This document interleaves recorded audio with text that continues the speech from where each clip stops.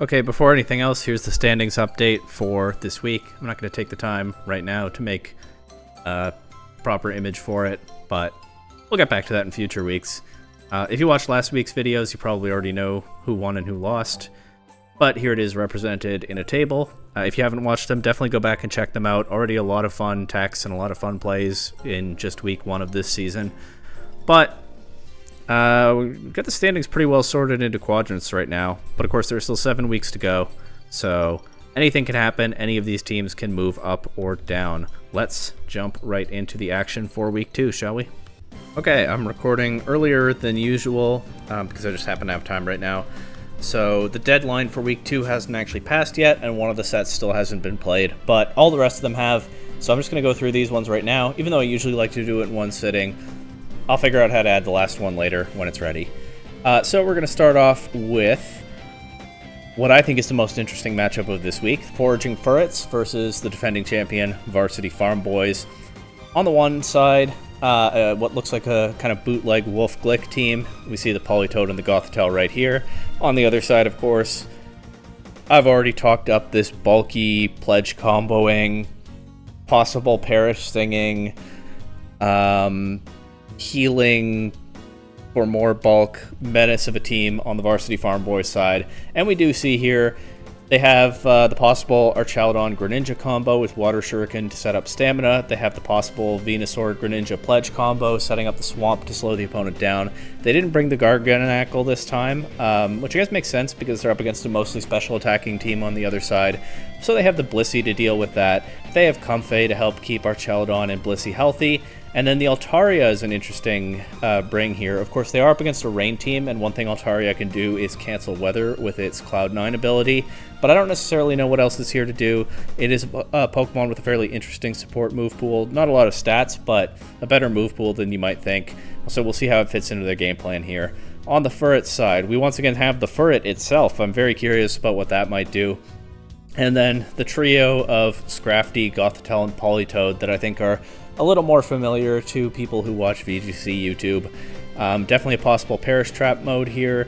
Scrafty able to... Okay, it does get Intimidate. There's not a ton of physical offense on the Farmboys side, but the Scrafty also as a fighting type can help them try to break through Archaludon, Blissey, and yes, even Greninja as well. Although it's certainly not going to be easy for it. It could even potentially shrug off burns from the Altaria with Shed Skin if it's running that. Because I don't think you necessarily need Intimidate in this matchup. On the other hand, it might have Moxie, so that it can try to snowball and break through. So there are a few different ways you could play this Scrafty here. I don't know what it's... It could be support, could be offense. I think any of its abilities could be in play here. We'll just have to find out what happens. And then the Superior that put in so much work sweeping through last week's opponent. I'm blanking on whom the... Was it the Malamars that they played last week? The Superior did put in a lot of work on the offensive side there. Going to try to do that again here, no doubt. Of course, it might be able to boost through Blissey with Contrary Leaf Storms, so that's also something to watch out for. And the Raichu will offer some kind of support. We'll have to wait and see exactly what. Maybe a Fake Out and then threaten electric attacks into the Greninja. We'll see. So, game 1, let's go. Yeah. Okay, nothing important in chat, but very important, we see Furret and Raichu leading here. I have no idea what that duo of Pokemon is supposed to do. Is it Raichu Fake Out support for like a Tidy Up Furret setup or a Coil Furret? I think it gets those moves. I'm not confident that that's what this is, but I don't know what this lead combination does. We'll see how they fare against Venusaur and Greninja. Looks like the Farmboys are going for the Swamp combo. Oh, Furret gets Frisk. I didn't even know that. This is, of course, a closed team sheet league. Even though it's VGC Regulation H style draft league, we do play closed team sheet. So Frisk, actually very valuable in this format to see, because, you know, what items the opponent is running can give you a lot of insight into their strategies. Here we see the Focus Sash Greninja, nothing surprising there. But the Eject Pack Venusaur is a bit more surprising. So Venusaur will be made to switch out if it takes a stat drop. I don't know necessarily what the Farmboys have planned for that. It could interact with a possible Intimidate Scrafty, but another possibility is that this Venusaur clicks Leaf Storm into something, maybe Politoed, and then is made to switch out, maybe even get out of a possible Perish Trap. bring a teammate in to threaten that possible Perish Trap mode. I feel like I'm getting close to the right idea here, right? Like, yeah, I think Venusaur learns Leaf Storm, and that can do a lot of damage to Politoed, and then get Venusaur off the field in an emergency. And I don't know necessarily what you do with the momentum that you get from that, but there's probably a plan to go along with it. So that'll be something interesting to watch out for if we see the Politoed show up at some point in this matchup. But it is Furret and Raichu so far. And we'll finally get to see some moves here as, okay, the Farmboys don't go for the Swamp. They bring in Archaludon, fairly safe switch in for that Pokemon, no obvious threat to it on the field. Venusaur protects, they're just scouting what this duo does. They probably don't know any better than I do. As Raichu goes for Fake Tears and Furret for Hyper Voice. So there's the offensive threat. Fake Tears Raichu able to lower a target's special defense stat by 2 stages. I cannot imagine that Hyper Voice Furret hits very hard, but I mean, I would think if you're running it like this, you probably have choice specs or something. So it is stab, probably boosted spread damage. I mean, it's going to add up. But of course, the Venusaur will take nothing from it through the Protect, and the Archaludon doesn't take very much either and gets a stamina boost. So looks like the Farmboys are in the driver's seat with that Archaludon already starting to get set up. Greninja safe, Venusaur safe so far. I won't be surprised if we see Blissey in the back because there is a lot of special offense on this team. In fact, more than it looks like with the Hyper Voice Furret. But I could also see Comfey being there to just try to help the Archaludon sit through the whole game and win. So I'm not sure whether we'll see Blissey. Venusaur is staying. The Furret switches out this turn. The Venusaur stays on the field. So we still don't know their 4th Pokemon. But it does go for the Leaf Storm now. So the Eject Pack will bring it out. Knocks Raichu down to a Focus Sash. Yeah. Gets Greninja back in. We saw the Serperior switch in as well, and the Raichu going for Fake Tears into the Serperior. So with Contrary, that gives Serperior 2 special defense boosts, as you see here, plus 2 special defense Serperior. Able to stand up pretty well against the attacks that Pokemon like Archaludon, Greninja, and Venusaur are likely to throw off, with the exception of Archaludon's Body Press, but I think that's why we're seeing the Ghost Terra on the Serperior right now. So that makes sense. The Farmboys they tend to play a very bulky game plan, but to the extent that they bring offense, it is mostly on the special side. It is mostly that Greninja, Venusaur, Archaludon trio, I would think. And so the Serperior is built to hold up well against that mode, and I would imagine probably overwhelm it with Leaf Storm boosts. And the Raichu can give 2 different kinds of support with 1 move, boosting the Serperior's special defense, but then also helping to open holes for Serperior, and also for Furret, and maybe for Politoed, with the Fake Tears into opponents. Serperior getting that Body Press immunity now with the Ghost Terra. Greninja goes for Water Pledge to finish Raichu off. It gets knocked down to its Sash by a Leaf Storm, so Serperior is now at +2/+2. Avoids that Body Press very nicely. We see the Furret come back. We see that it's Assault Vest or Archaludon. Furret now going for Follow Me. Okay, maybe it doesn't have choice specs. Or maybe it does, and that's why it switched out. Specs Follow Me is not inconceivable. But it'll sacrifice itself now to help Serperior land that Terra Blast into Archaludon. Doesn't do a whole lot of damage, but I mean, it is going to add up over time. Scrafty comes in. It can probably click Fake Out into the Greninja to finish it off if the Farmboys let that happen. I do still think the Farmboys probably have the advantage here because Serperior and Raichu and Furret have gone down pretty easily to that Leaf Storm and that boosted Body Press. So although the Serperior is very well positioned here, it might just run out of teammates and get overwhelmed. But, I mean, we'll see if they prove it. Scrafty instead going for the Fake Out into Archaludon, so that won't be moving this turn. Takes that Water Pledge pretty well. Leaf Storm not doing much to Archaludon, but it does give Serperior another +2 special attack, so that Terra Blast is going to hit harder now, and if one of them doesn't KO from here, I'm sure 2 will. I don't know. I'm not going to worry about the math on that right now. And the Water Pledge still not doing very much to Scrafty, and the Terra Blast does KO Archaludon, so actually, with Archaludon and Greninja both going down this turn, +2 special defense, Ghost-type Serperior, not going to be weak to Venusaur's Sludge Bomb either. We still don't know the 4th Pokemon. For all that I said about the Farmboys being in the driver's seat, that 1 turn of Fake Out support from the Scrafty got Serperior boosted enough to break through Archaludon, and Even if Blissey is in the back, the Scrafty can probably threaten that with a close combat or something, whatever fighting type attack Scrafty runs. So what I said about the Farmboys being in the driver's seat, I might be eating my words.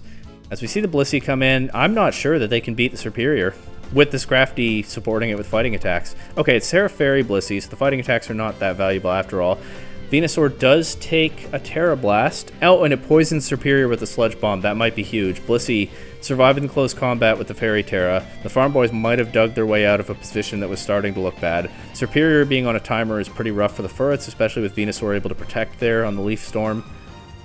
Blissey is taunted, but it shows Thunderbolt. It'll take a couple more. Oh no, it'll only take one more to knock out Superior after the poison damage. And the Leaf Storm still only does 37% at +4. Venusaur might not take a lot from the Sludge Bomb, but Scrafty does. And it gets knocked out by the Thunderbolt. And I think Venusaur drops the poison damage here. So, okay, so I had the right idea, and then I lost confidence, but... yeah, although the... I mean, this is why the Farmboys team is so dangerous, right? Although the Furrets were able to break through the Archaludon, which looked like it was the win con for the Farmboys in this game, they still ran out of gas against the Blissey after that. And the Terra Fairy Blissey, I wouldn't be surprised if we see like a poison jab from the Scrafty if we get into this interaction in a later game, but the Terra Fairy Blissey able to take that close combat no problem on that key turn and win the game from there. And yeah, for all that I've talked up Superior's ability to boost its special attack and maybe break through, +4 Leaf Storm was still not doing all that much to Blissey. So, the Furrets, of course, still have another chance. It is a best-of-3 set. We'll go to Game 2 here, and we'll see if they have a better plan to break through. I wouldn't be surprised if we see a Perish Song Politoed coming to this game, because that Blissey... the Thunderbolt will make it trickier, but that Blissey definitely is susceptible to being Perish Trapped if they get the positioning right, which I imagine is why we didn't see the Blissey until late game. In Game 1 when it was clear that the Politoed was not around, but anyway, we see Superior leading with Raichu this time, so they can't just go for the setup immediately if they want. Farmboys leading Greninja and Venusaur means they have another shot at setting up the swamp if they want to do that, but we see the fake out into Greninja. No swamp combo this turn, and Greninja's just going to drop to that Leaf Storm, so no swamp combo this game. And it looks like they did go for it, because I can't think of any other reason that you Grass Pledge the Superior there. So Superior at +2 special attack. Raichu still there with the Focus Sash intact, able to boost Superior's special defense if it wants, or land a big fake Tears into either one of these Pokemon so that they are more easily broken by Terra Blast. We do see the Ghost Superior here. It actually goes for knockoff into Archaludon, so that's another way to nerf Archaludon's special defense. Raichu does give Superior the fake Tears setup. Superior takes these attacks pretty nicely, although that Grass Pledge is doing a bit more. Oh, sorry, that wasn't Grass Pledge, that was Leaf Storm. It's doing a fair bit more now that Superior's turns Grass typing off, and Venusaur gets a free switch out to Blissey. And so that Blissey is still going to be hard for Superior to deal with, but just going right for the Leaf Storm, it actually does 40%, so... and Raichu landing the fake Tears. What are the speed stats here? Superior has slightly higher base speed than Raichu. I feel like they could have made the Raichu faster than the Superior, so that the fake Tears would land before the Leaf Storm, and then the Blissey would really be in trouble. But as it is, the Leaf Storm goes first and still does pretty good damage, and then the fake Tears after that. I think Raichu being faster seems more optimal here. But Superior does survive the Thunderbolt, so it'll get another shot at something here. Blissey switching out, no surprise there. Terra Blast into Archaludon, doesn't quite KO. And again, the fake Tears comes out after the Terra Blast. And the Terra Blast also not able to knock out the Venusaur here. We are kind of seeing the limits of Superior. Obviously, it's a Pokemon that I have a lot of experience with in Regulation H. Boosting with Leaf Storm and Contrary is very fun and cool, and I enjoy it a lot, but Superior is not that strong a Pokemon to begin with, so even with the boosts, it only goes so far. I feel like it could have run through this team if the Raichu had just been faster and gotten the fake Tears off first, but as it is, Superior just kind of kept missing KOs throughout this game, and now it's been knocked out, and we'll see if the Politoed can clean things up from here. No, interestingly, the Politoed does not have Drizzle, which means it has either Water Absorb or Damp. I see no reason it would be Damp, so it has Water Absorb. That could be useful into the Greninja. We won't find out this game because Greninja's already been KO'd, but I do kind of wonder a little bit about the thought process there. Maybe they just don't want to give Rain to their opponent, which makes sense when their opponent has Greninja and Archaludon. But yeah, we see the Perish Song go up, and Farmboys down to their last 2 Pokemon. Furrets still have 1 in the back. They can protect through these turns and stall them out. Whatever is in the back, I would imagine it's taking a hit from Venusaur and a hit from Blissey. And, I mean, either one of these two could be carrying Fake Out, so they probably are. So Farmboys just forfeit as soon as the Perish Song goes up, and that's understandable. I'm pretty sure they don't win this. So for all that talk about the Serperior, it did do its job here. It broke through enough of the opposing team that the Politoed was able to come in the back and win the game. Just to finish my earlier thought, I'm pretty sure that's why the Politoed is not running Drizzle. They don't want to give Rain to Greninja and Archaludon. That actually seems like a very good choice to me. And yeah, Perish Song, the thing about the Farmboys running all these bulky Pokemon, Archaludon is a little different because it's a very strong offensive Pokemon as well, but things like Blissey and Garchomps are susceptible to Perish Song because they have difficulty breaking out of the trap before the Perish counter is over. And so the Serperior, would it be optimal if the Serperior were a point slower than the Raichu? I think it might. I think Serperior might have been able to just sweep through this game if that were the case. But it was still able to do enough here with the Raichu supporting it, helping it to stay on the field with the Fake Tears, that it was able to get Politoed into this winning endgame position. So, pretty solid strategy from the Furrets side either way. And now we go to Game 3. I would expect to see the Perish Song again, so we'll see whether the Farmboys have some adjustment for it, but that Serperior into Politoed game plan does look pretty solid in this matchup. We see Furret leading, though, with Raichu. So back to the Furret-Raichu lead from Game 1 that I found a bit less convincing than the lead Serperior. But maybe we'll see some more about what this lead can do as we see Altaria coming out on the other side with the Greninja. And we see that it's Shed Shell Altaria, so it's able to switch out of a Perish Trap. That's very good to know. So the Frisk Furret kind of coming in handy there, potentially. It is also Cloud9 Altaria, so if they had brought Rain, Altaria would be able to turn it off. We see Terra Ground on the Furret, going straight for a Terra Blast into Greninja. I guess expecting Archaludon to switch into that slot, which makes sense because it fits the way that they played Game 1. Instead, it's Altaria, so the Fake Tears Terra Blast combo, which was definitely a fun read. Would have been exciting to see it pay off, but it absolutely does not into the Altaria. That said, the Altaria does still have the lowered special defense. Fire Spin. The Altaria does still have the lowered special defense, so it is threatened by that Thunderbolt and a possible Hyper Voice from the Furret. We see the Thunderbolt do a lot of damage here. Furret trapped on the field with by the Altaria's Fire Spin, which does what? Well, it brings its own trapping to the possible Perish Trap game, so it can force the Furrets to knock out their own Pokemon when they don't want to. I don't necessarily know what game plan that fits into, but it's an interesting tech for sure. And for all that I've talked up Altaria's support move pool, I did not know that it gets Fire Spin, so that's pretty cool.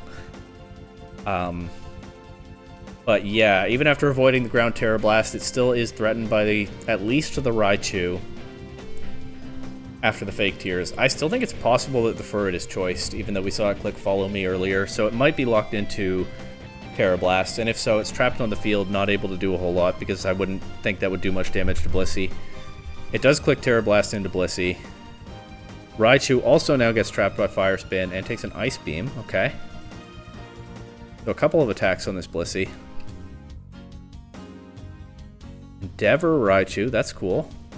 That's very useful into a bulky team like this. We see Blissey already knocked very low, going for the Calm Mind, but Fake Tears into Terra Blast will get rid of it.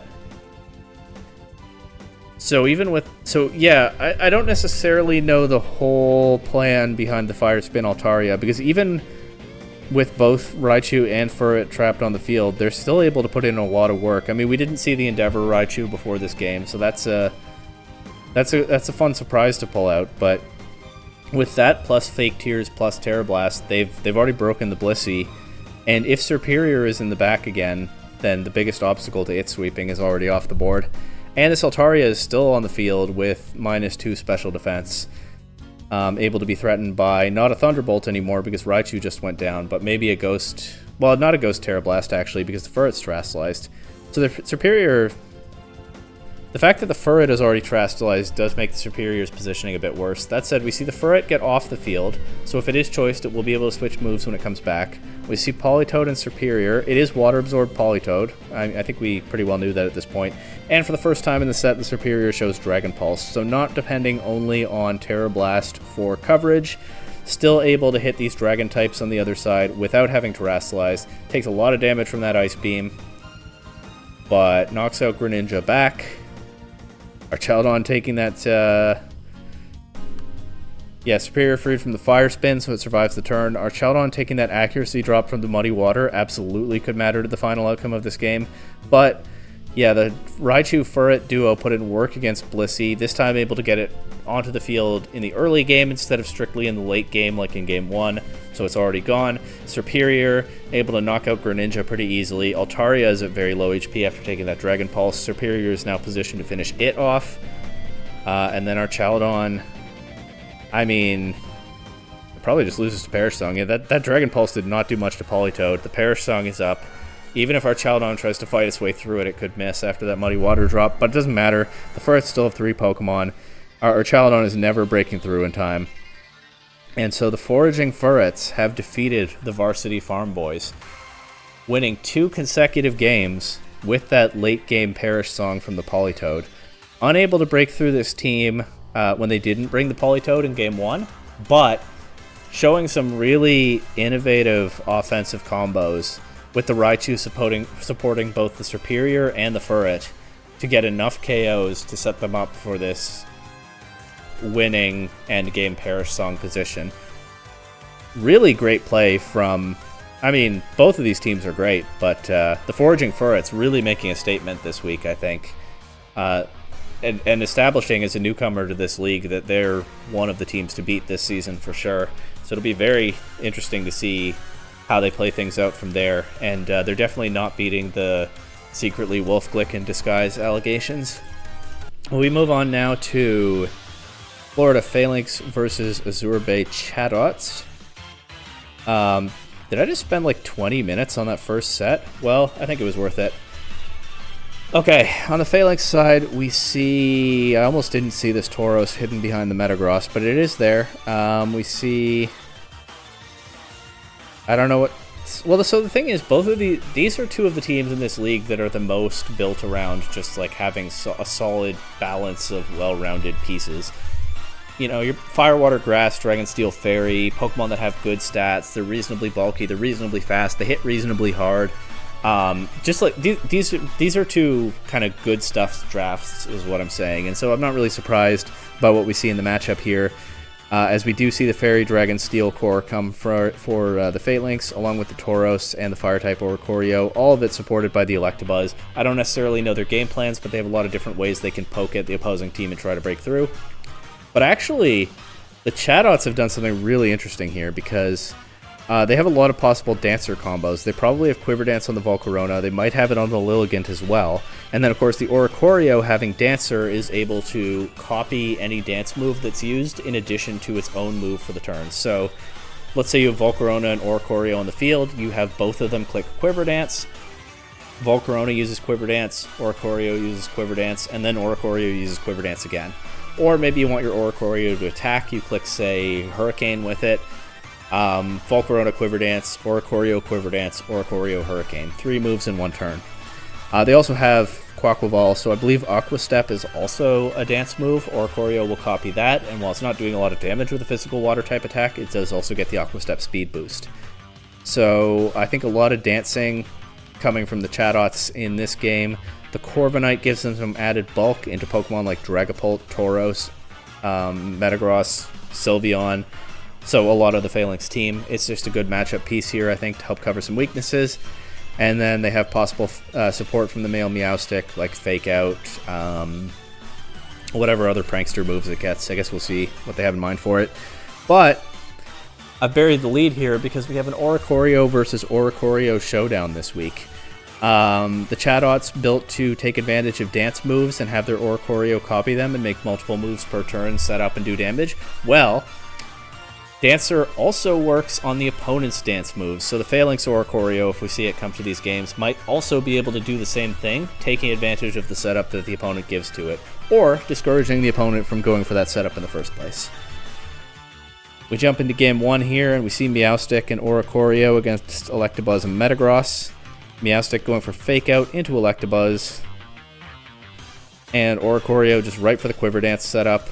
It looks like it might be in a decent position against this Metagross, but actually Metagross showing the knockoff will knock Oricorio down to its Focus Sash right away. Probably not the start that you want to this game if you're the Chatots, but the Oricorio, unless the Metagross shows Bullet Punch next turn, the Oricorio will still get a chance to attack or even Baton Pass out into something, so it's not doomed for it yet.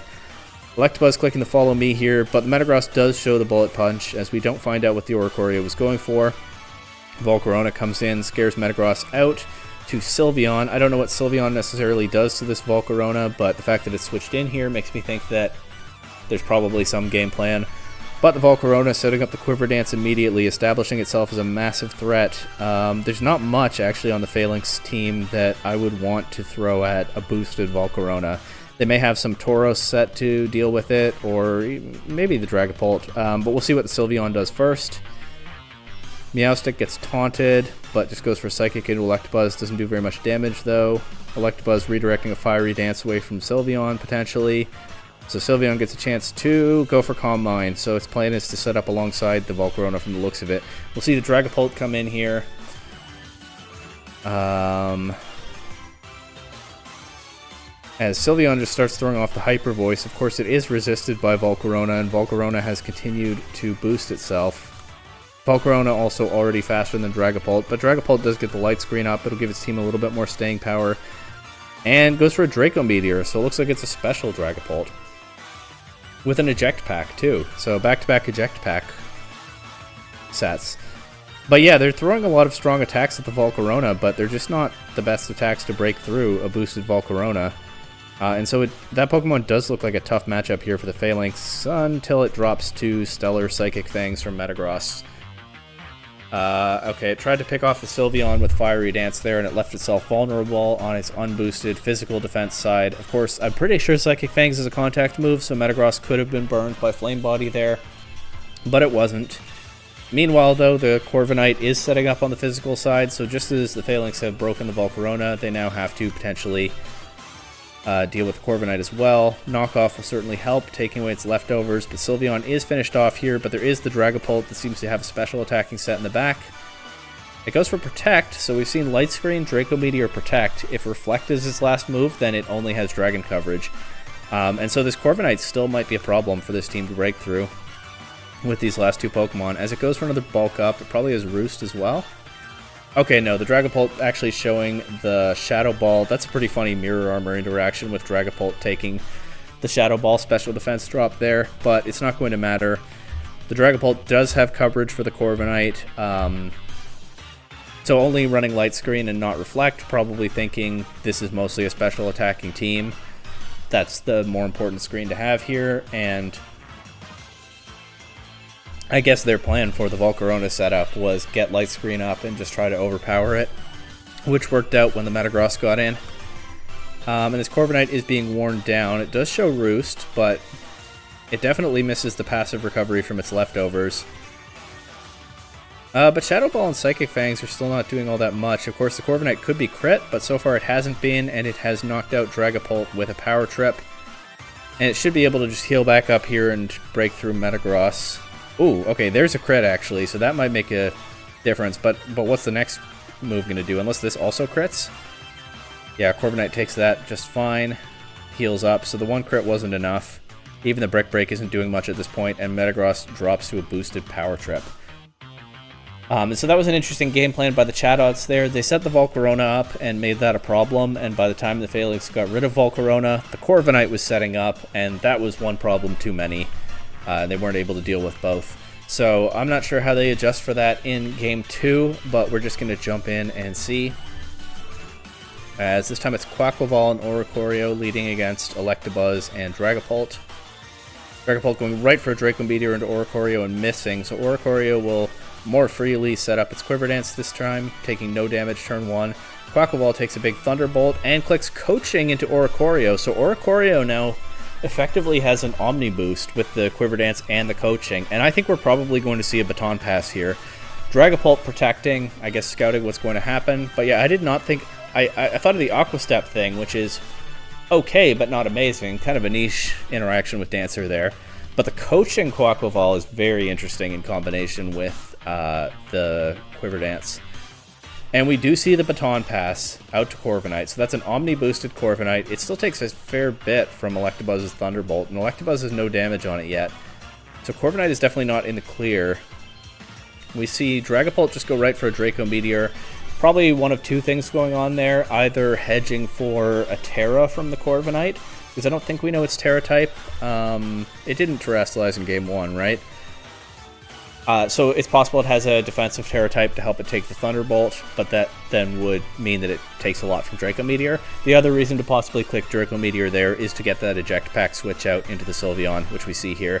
Sylveon will take a Power Trip better than most Pokemon on the Falinks team, and it might have its own Terra Fire or something in combination with its special attack stat to be one of their better threats into the Corviknight.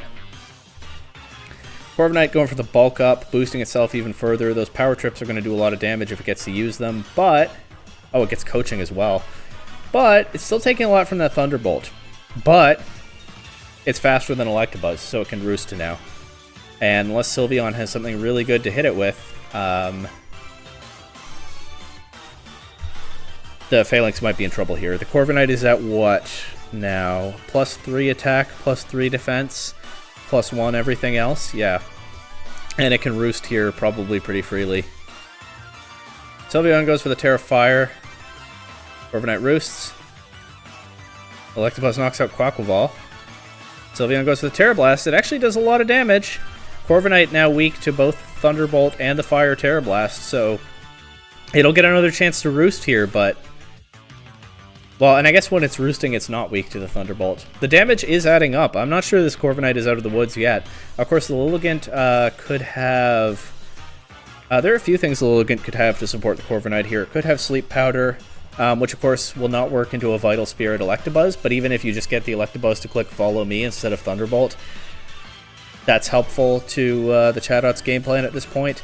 The Lilligant also, I think, gets Pollen Puff, so it could potentially heal Corviknight here.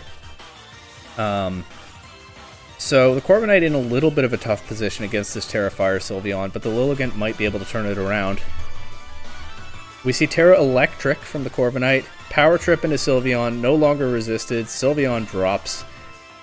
Corviknight does get the Pollen Puff support, but actually it was not as important as I thought it was. Corviknight only now taunted by the Electabuzz. It might have been good to do that earlier and shut down the Roost, but maybe Ninja Meerkat just thought it could break through it without taunting. I mean, it did get fairly close at some points.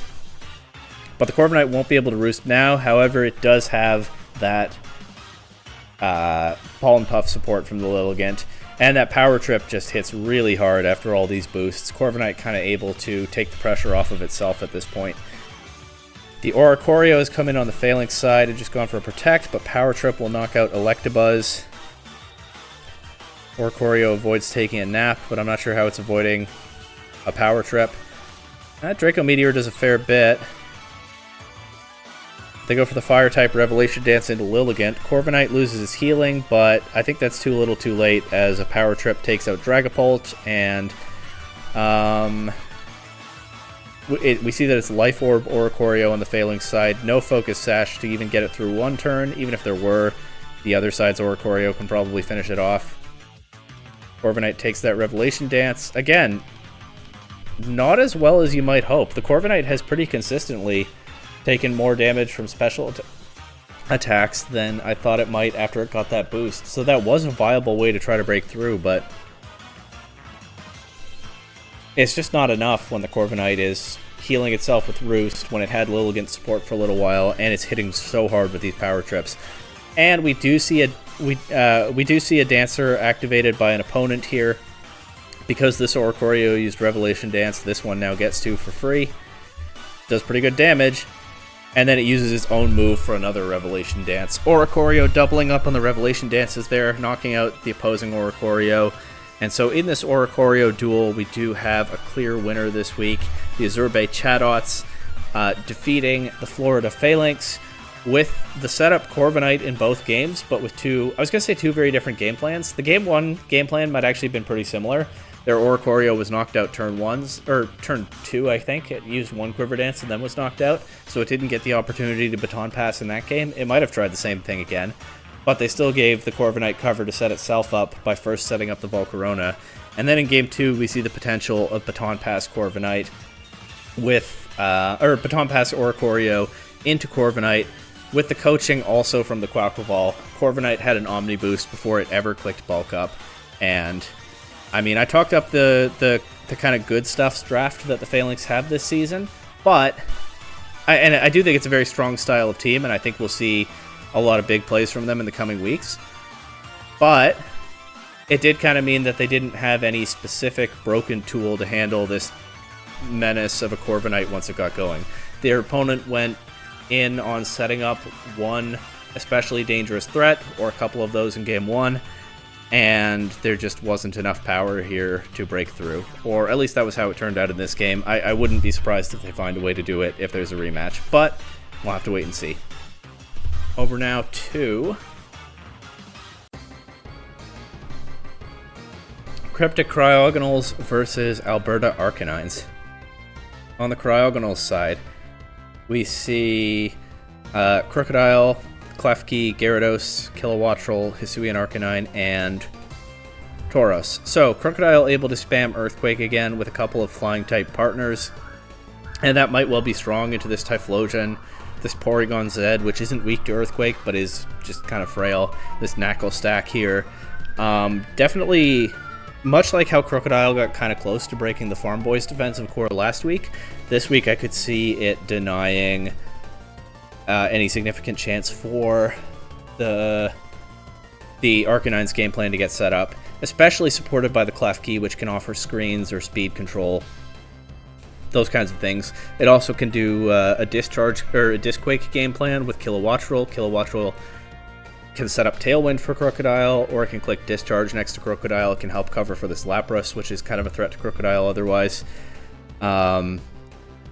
And then, yeah, just well-rounded offense here. The Arcanine is a strong offensive Pokemon into all three of Lapras, Typhlosion, and Porygon Z. So a lot of different ways that the Cryogonals can attack here and try to overwhelm the Arcanine's team. And on the Arcanine side, I would guess that we see Volbeat setting Sunny Day and or Tailwind to try to get Typhlosion going. It's going to be tricky into Hisuian Arcanine and Gyarados. I haven't even talked about the Gyarados, but that's also a threat to a Hisuian Typhlosion game plan.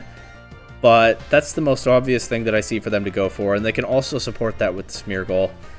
And then Porygon Z is an option for some more offense that doesn't rely on Typhlosion. But in general, I think this whole team has some trouble with Hisuian Arcanine and with Crocodile if the Cryogonals can position properly around the Lapras. But, I mean, there's a Smeargle on this team. They definitely have some tricks up their sleeve, right? So let's see what they've got. We see Lapras and Knuckle stack leading against Kilowattrel and Klefki. Klefki going straight for a Rain Dance, and Kilowattrel straight for a Water-type Weather Ball into Knuckle stack. We see the Sturdy on the Knuckle stack, so it will survive this turn, but that Pokemon almost immediately taken out. Unless it clicks Recover soon, it's not going to have a chance to sit around doing very much this game. So the aggressive play probably paying off for the Cryogonals there. And we do also see the Rain Dance Klefki able to turn off Strong Sunlight set up by the opposing Volbeat. Or, in this game at least the Volbeat is probably the Sunny Day setter. So the Cryogonals have a counter for that as well. We see Lapras clicking Whirlpool into Kilowattrel. Actually does decent damage in the rain. And then that Salt Cure is going to do a bunch more. Kilowattrel, yeah, with the 2 hits of residual damage too, Kilowattrel is almost knocked out. But it's not quite knocked out, so it gets to throw a Thunderbolt into this Lapras for decent damage and a Lucky Para. Dazzling Gleam Klefki will knock out the Knuckle Stack. Klefki trapped by the Whirlpool as Kilowattrel goes down, but Lapras is at fairly low HP and paralyzed, so I'm not sure it's much of a threat to anything at this point of the game. Here we see the Porygon Z. So 2 strong attackers on the field, 1 on each side. But I think the Crocodile is probably about to go in on this team. Let's see. Klefki lands a Thunder Wave into Porygon Z. Crocodile takes the KO on Lapras, gets a Moxie boost. Porygon Z one-shots the Crocodile with Hyper Beam. So they were able to stop the Crocodile sweep. Crocodile did get 1 KO on a Pokemon that was pretty close to KO'd already. It has been shut down now, but it cost a lot to do it, right? The Arcanines are already down to their last 2 Pokemon. Let's see what the last one is. It's Smeargle. Porygon Z is paralyzed and has to recharge, so it is useless this turn and in a tough position for the rest of the game. That said, with something like Follow Me, Smeargle, Spore, I mean, Fake Out would help Porygon Z get through the recharge turn at first, or at least, but yeah, if the Smeargle is running some support options, then it's still an uphill battle, but Porygon Z can probably turn this around. But this Gyarados is obviously a threat in the rain with its water-type attacks boosted. We saw that boosted Whirlpool already. Gyarados is probably running stronger attacks than that. By the way, no Hisuian Arcanine in this game. For all that I said, it kind of goes in here. So I wonder whether it's being saved for Game 2 as an extra curveball on top of this rain mode that we've seen here. We see Smeargle go for the normal Terra. I have no idea what's coming from that. But Gyarados goes Terra Dragon to cover for a Thunderbolt or something, probably. Or maybe like an Electro Web Smeargle. Smeargle paralyzed by the Thunder Wave. Gyarados lands a pretty big hit into Porygon Z, but it doesn't KO. And Smeargle going for Population Bomb, so that's what the normal Terra is for. It is at -1 attack, but it gets the extra stab. Only 5 hits from the Population Bomb, though. I don't know whether the Smeargle is holding the wide lens. It's pretty risky to run Population Bomb without a wide lens, but it's pretty committal to run that on a Smeargle, so I have no idea. But they did only get 5 hits. It chipped the Gyarados a fair bit, but they still have 2 paralyzed Pokemon against this monster now, and I don't know, even if Smeargle can knock out Gyarados, I'm not sure it beats Klefki in the end game. But maybe you protect Porygon Z here, you hope that Smeargle knocks out Gyarados without Porygon Z going down, and then you try to break through the Klefki. Let's see, Smeargle going for the Burning Bulwark, but I really think that Porygon Z is the target here, and sure enough, that's what Reckless Trico goes for. Klefki putting up the light screen. I guess probably as a contingency in case the Smeargle redirected the waterfall. That's my guess as to what the light screen is for, because then Porygon Z would get through the turn and it would be able to throw off another Hyper Beam or some other strong attack. So just making sure Gyarados has the best possible chance to take that, but no Follow Me. Smeargle going for the Burning Bulwark. But that leaves Porygon Z vulnerable, and I really do think it was the more obvious target to attack here. And I don't think Population Bomb Smeargle is pulling this one back, as it actually just gets one-shot by the waterfall after Klefki sets the rain back up. So that rain mode went kind of crazy in this game. Reckless Trico, by the way, forgot to say the thing until now. Owner of the YouTube channel Reckless Trico, where you can get a first-person perspective on this and all of the Cryptic Cryogonals PDL sets. Yeah, able to sweep through them with the rain mode there. We didn't even see the Hisuian Arcanine that I was expecting to put in work, so I wonder whether they go back to the same thing that worked in Game 2, or they switch it up here. Let's see. I also wonder where that Typhlosion is. Maybe we'll see it in this game. It is Kilowattrel and Crocodile leading, so definitely no rain right off the bat, but it is still Knuckle Stack Lapras lead on the other side.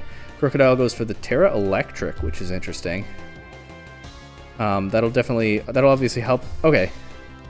Terra Electric I think makes sense, because that'll help it take water and ice attacks from the Lapras. And it still, if the Kilowattrel does run Discharge for Disquake games, it actually probably doesn't, because we just saw it Thunderbolt the Knuckle Stack there. But if there is a discharge at least available on this team, then Crocodile will still resist it and not be paralyzed with the Electric Terra. It's also possible that it just has like Electric Terra Blast to really threaten Lapras or something. I don't know, but at face value, this Terra type seems to make a lot of sense. Lapras going for the Perish Song. One of its teammates already taken out. Here's the Volbeat. It does set the Sunny Day. But then Lapras... Okay, Volbeat actually survives the double up with Thunderbolts and Earthquake, and at this point I don't think they have Discharge, so... Maybe the Electric Terra is there to be an offensive threat with Terra Blast, I don't know. Doesn't matter, the Earthquake is doing plenty of damage. They do take out the Lapras. Volbeat survives the double up, but... and I mean, there's no trap to go with the Perish. Lapras didn't land a Whirlpool into anything this game, and Reckless Trico is able to switch these two Pokemon out. Both of them in the same turn if they want, because they still have two Pokemon in the back. And so, yeah, there's no Perish Trap, and it's not a late-game Perish Song, because they didn't get to that end-game position, so I think... And then Porygon Z being slower than these two Pokemon and fairly frail. There's not even any need to switch, as the Volbeat and the Porygon Z both get knocked out. And, yeah, Coach of the Arcanines there says, I had nothing for Earthquake. And... I mean, Reckless Trico was ready for that with this Crocodile game plan. We never did see the Hisuian Arcanine, but there was no need for it. Lead Crocodile just swept through this team. And I really don't know what the Arcanines could have done differently in this set, other than go all in on trying to knock out the Crocodile with Lapras, but I don't know if Lapras had the kind of set that could do that. And in any case, the Electric Terra definitely made its life harder. One set to go through, and I am kind of running out of time here, so I'm going to... My bad if I rush this one a little bit, but it's Marvelous Bridge Malamars versus Peaceful Porygons. The Porygons running the Jumpluff and Charizard that put in so much work against my team last week. Also a possible Trick Room setter in Indeedee or Mimikyu paired with this Ursaluna. They also can do Tailwind Ursaluna stuff. Ursaluna can pretty freely throw off Earthquakes next to Jumpluff or Charizard. So a lot of offensive synergy there and a lot of different ways that they can try to break through the opposing team. The Chatots is here too. I don't know what it's going to do. I'm very curious about the Chatots, so I hope we see it come to a game.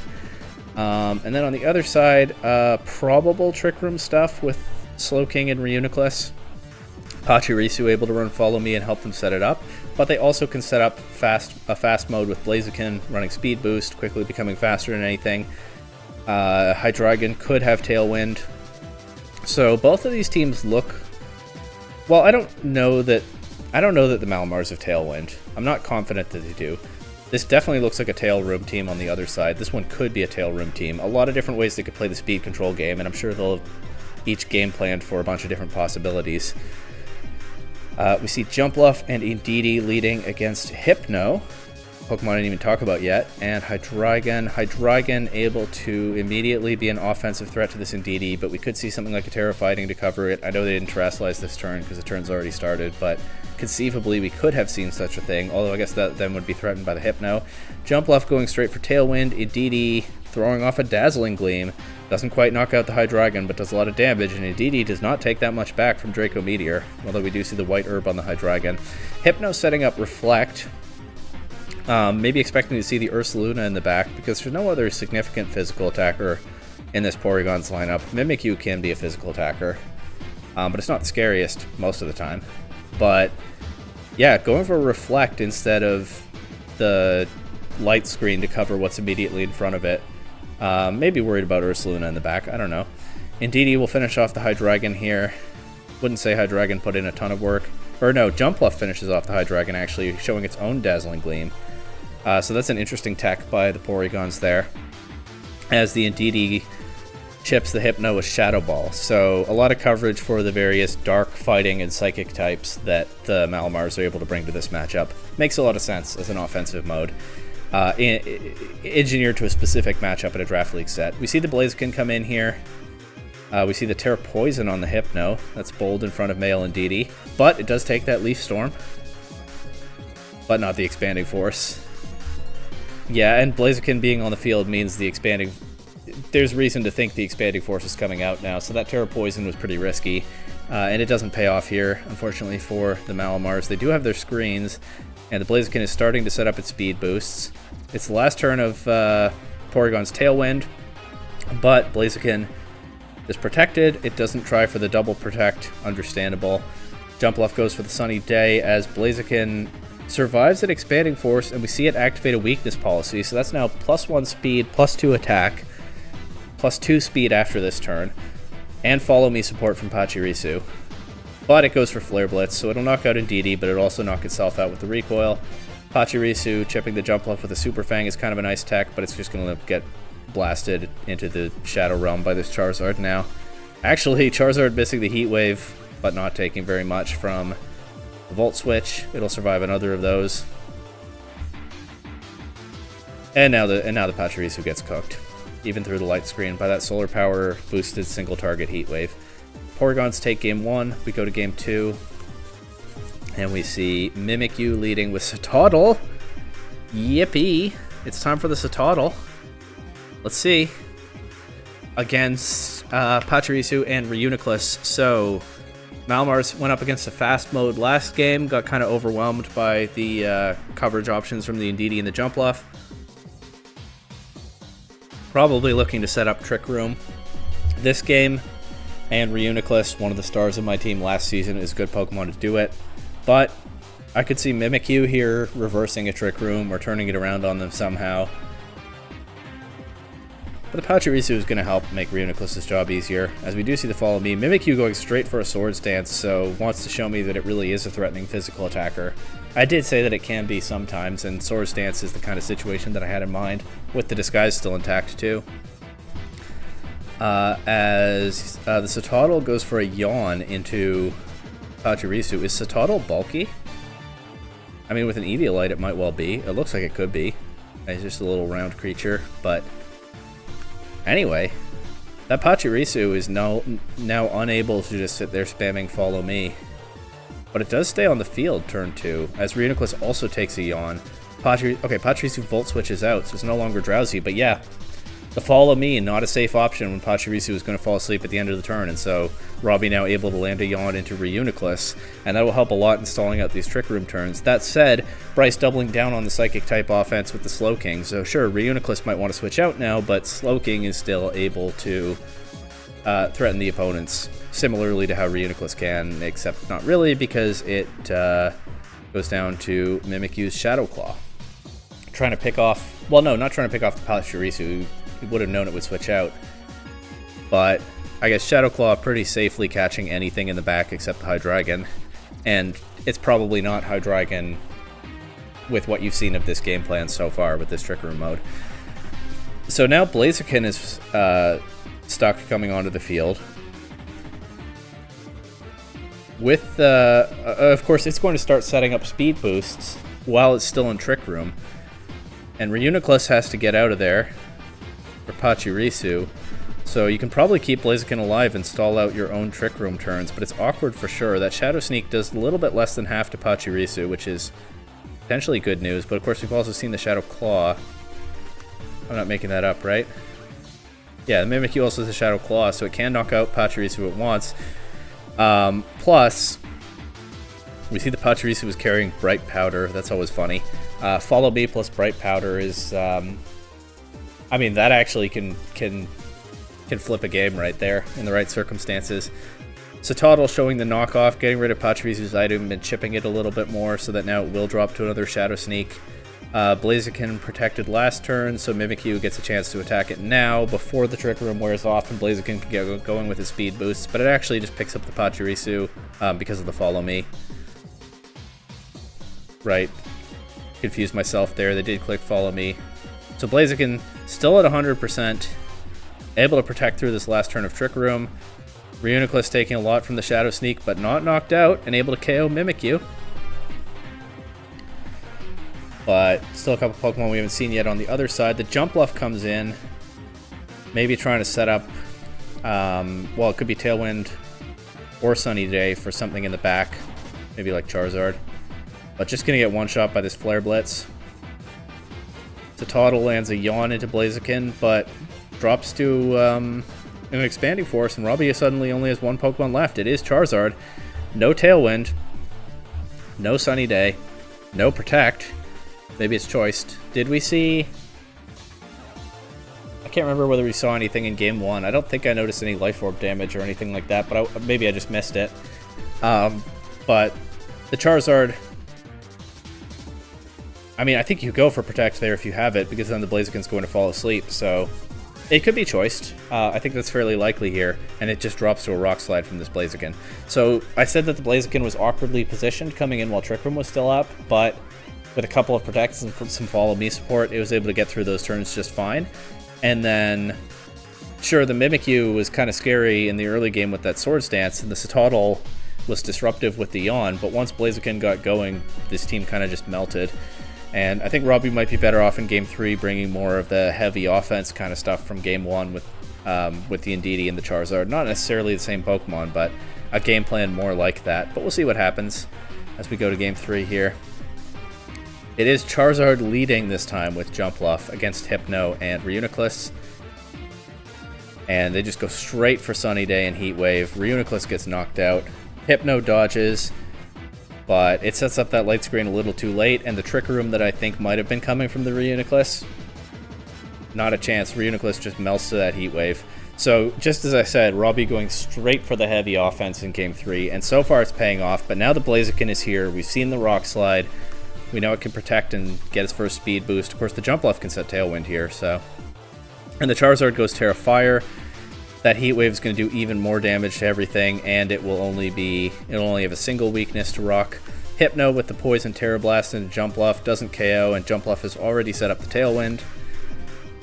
We know that Blaziken has a weakness policy, so not a Focus Sash. It'll still take that Heat Wave. It is a Fire type, and it does have Light Screen up. But yeah, after the Terra, the Rock Slide does not KO the Charizard. Actually, Blaziken can protect here, and Charizard will drop to Solar Power, but Bryce only has one Pokemon left. I don't know whether it will be able to protect. And then the Ursaluna. Yeah, Robbie really did bring the heavy offense this game with the Ursaluna threatening Blaziken after that Protect turn. Ursaluna gets his burn. We see Slowking as the last Pokemon. Might take this Heat Wave relatively well. Oh yeah, 40%. That's pretty good for Solar Power, Terra Fire, and Sun. But the Protect on Blaziken was so obvious. The Ursaluna is able to double into Slowking. Slowking lives up to its name. Extremely slow. Gets knocked out before it can do anything. And now it's Blaziken alone against two Pokemon after the Charizard drops to Solar Power damage. But the last one is Mimikyu. So Blaziken would have to break through the disguise and then also knock out the Mimikyu and also knock out the Ursaluna. That's too much for it to do in this endgame position. And it drops to a Shadow Claw. Robbie did just bring all-out offense to Game 3, and the Blaziken was not able to set up and run through the team like it was in Game 2, as Charizard... Well, yeah, mostly Charizard took out its teammates. Ursaluna helped on that one really obvious Protect turn. And then Blaziken... You know, there was just too much offense on the other side for Blaziken to overcome all of it. And so... Another big win for the Peaceful Porygons, also definitely looking like one of the teams to beat this season with very strong game plans in both of their sets so far.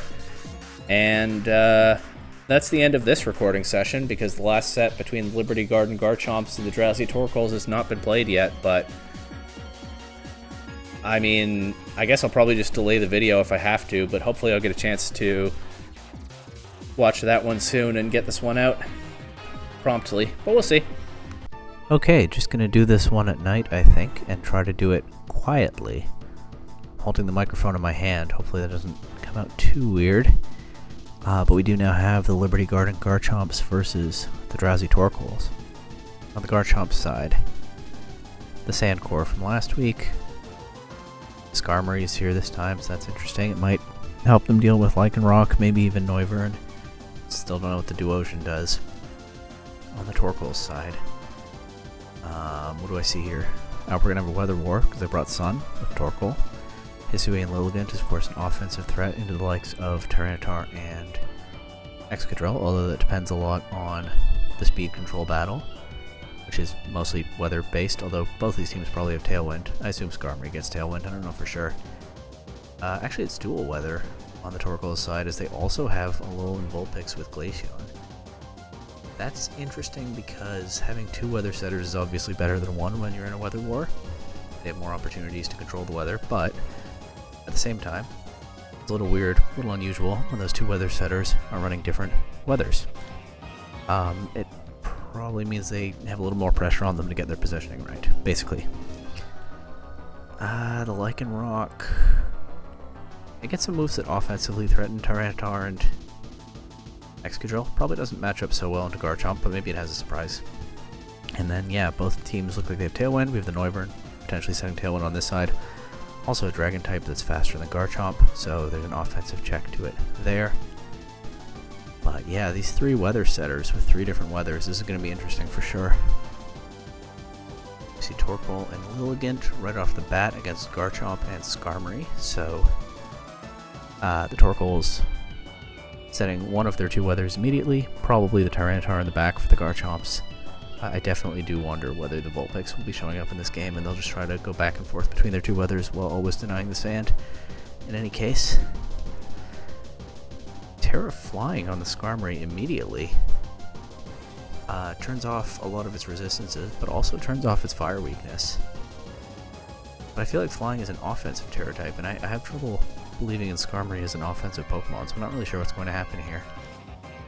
But Lilligant goes straight for Triple Axle into Garchomp, gets all three hits and KOs, and we don't see Rough Skin, so a Sand Veil Garchomp. That means no chip on the Lilligant, and if there's a Focus Sash, it's still intact. And I guess the Skarmory was just trying to turn off that fire weakness, because instead of attacking, it goes for Tailwind here. Yeah, Garchomp going down early could be trouble for the Garchomps.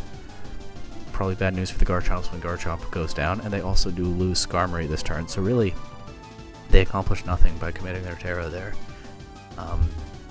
Yeah, that Flying Terra is kind of odd. Maybe we'll find out in another game what it's for exactly. We see Tyranitar and Clefable come in here, so now the sand is up. And we'll see whether the Torkoals have an adjustment to get back weather control. Okay, no Alolan Vulpix in this game, as we see that their other two Pokemon are Lycanroc and a Noivern.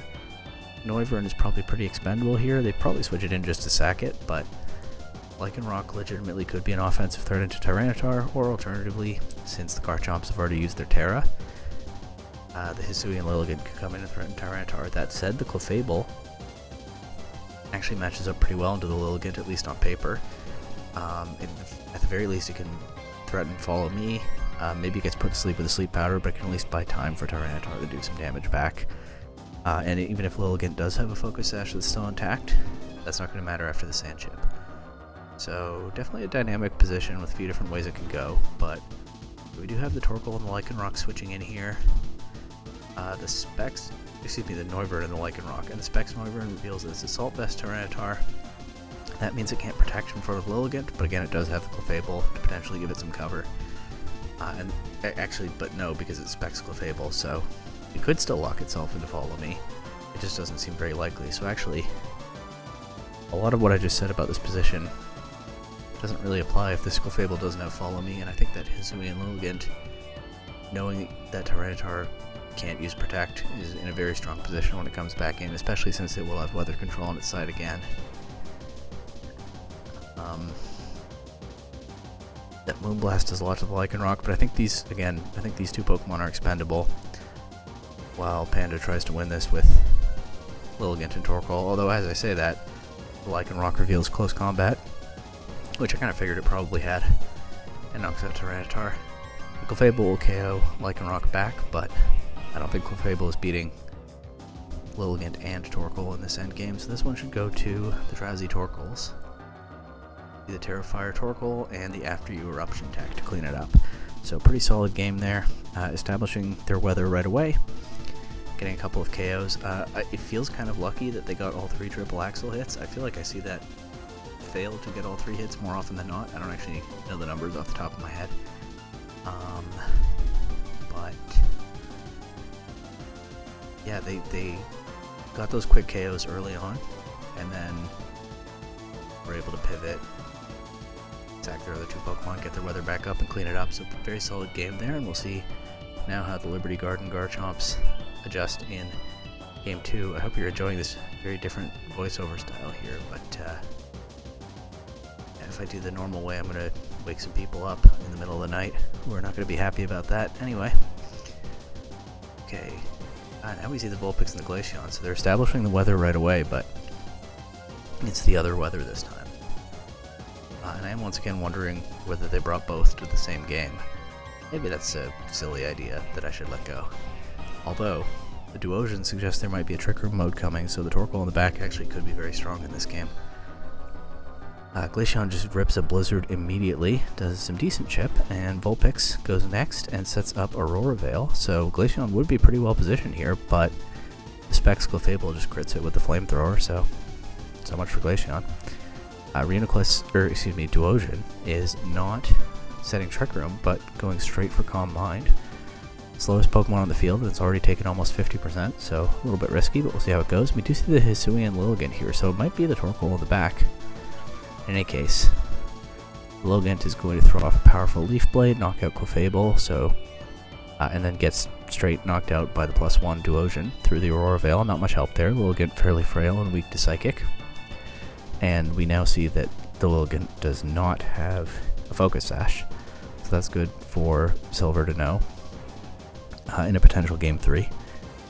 And these teams are just trading KOs right now. This is some high-powered offense here. As we see, the last Pokemon is the Torkoal, so they did bring both weathers together. Tyranitar comes in, gets the sand up, but then immediately is changed to Sunlight. However, the Garchomps are up a Pokemon, so if they want, they can pivot Tyranitar out, and still get the sun.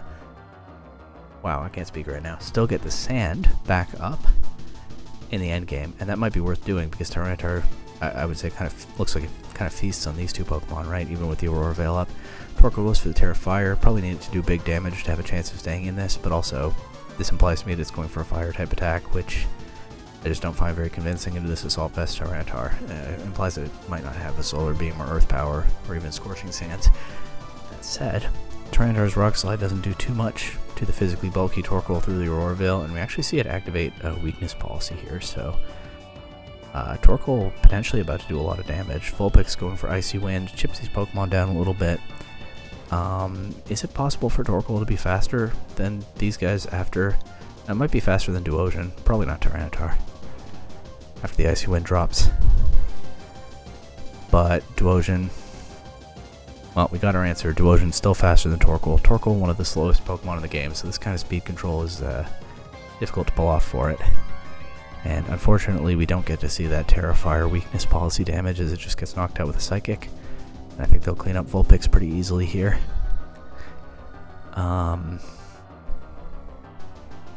Yeah, so bringing the two weathers together admittedly was pretty awkward there, as Vulpix was just not a great value partner for Torkoal, with the Icy Wind speed control just not being enough because Torkoal is just that slow once Lilligant went down. But yeah, we've seen some fast-paced offense from both teams here, and now they're going to a Game 3, and we'll see whether Panda can figure out this multifaceted weather war one more time. Okay. Panda, for the first time in this set, with a non-weather lead, Noivern and Lilligant, so I would imagine the Torkoal is in the back, but also for what I believe is the first time in the entire set, there is no weather on the board right now. We see Garchomp and Skarmory leading again for Liberty Garden Garchomps. Not a lead that was very convincing in Game 1, but Garchomp now knows to watch out for the Triple Axle from the Lilligant, so they might be able to play around that. And Skarmory doesn't look at face value like it's in a lot of danger this turn, so maybe we'll finally see what that can do other than set Tailwind. Noivern switching right out to Torkoal, so here's the weather right off the bat. It's Terra Flying Lilligant, probably going for that Triple Axle, yeah, but Garchomp protects around it. Terra Flying Lilligant. I mean, Flying is a Terra type that makes a lot of sense in general into ground spam, but like, Lilligant is just not that bulky. Well, there may be a situation where you just need to get through one turn and get off a big Triple Axle or something, so I do think that Terra type makes a lot of sense, actually. Garchomp revealing the Steel Terra type, so it'll take those Triple Axles a lot better now. As, yeah, that first hit did 3%. It does land all three again, but does a lot less damage than last time, and Garchomp gets big damage into Torkoal. It's a little unfortunate, right, because the Garchomp... A little unfortunate for Panda, I mean, because the Garchomp went down so quickly in Game 1, and then I don't think we saw it in Game 2. No, we didn't. So there was no opportunity for it to reveal its Terra type before now. If Panda had known about the Steel Terra, then they could have considered clicking Close Combat into that slot, or I think more likely after you an Eruption, which would just rip through these two Pokemon if you know that they're both going to be Steel types this turn. But leaving aside that that's always a mind game anyway, the Garchomp's Terra type was not even known here. It gets big damage into Torkoal. It does activate the weakness policy. We'll see whether that does something more for Torkoal in this game, as Skarmory sets Tailwind, and Torkoal going right for a Weather Ball does actually knock out Skarmory. So Skarmory goes down in one hit again, but once again it has gotten its Tailwind up. And that could be a significant advantage here for this Garchomp. Torkoal switching out to Lycanroc. Survives that Dragon Claw. Were they covering for a switch there? Oh yeah, could have switched back out into Noivern. So yeah, that Dragon Claw makes sense. It'll also finish off Torkoal, and I mean it nearly one-shot Lycanroc. So yeah, that's the right play there. Well, again, does go for the Close Combat now. Picks up the Garchomp at the cost of its own life, as it drops to Specs Ice Beam from the Clefable. Lycanroc is very low. Clefable's locked into Ice Beam, so it's going to threaten Noivern.